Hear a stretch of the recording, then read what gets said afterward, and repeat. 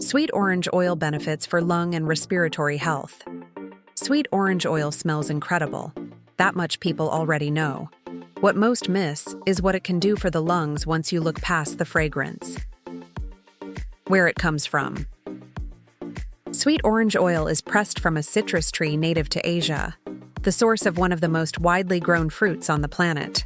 For generations, people relied on its juice to treat everyday ailments.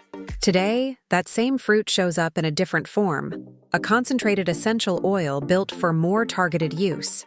Why it supports your respiratory system. The oil carries 3 properties worth knowing: antioxidant, anti-inflammatory, and antiseptic.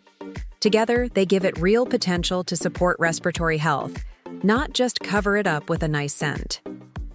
Clearing the path to easier breathing. Used in aromatherapy, the antioxidants in sweet orange oil go to work on your nasal passages. They help flush out toxins and open airflow. Less resistance in your airways means breathing takes less effort. A vitamin C boost your immune system notices.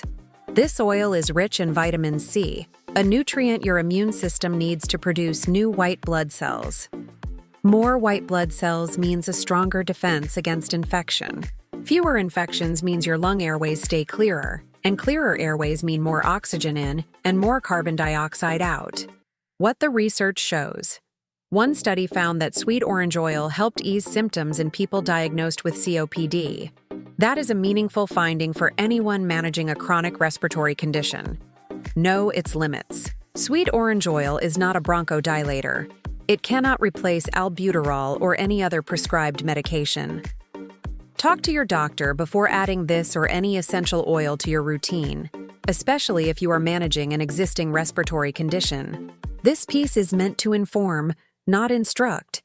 It does not replace a conversation with a licensed healthcare provider, and it should not be used to diagnose or treat any condition on your own. If you are dealing with a health concern, bring it to your doctor first.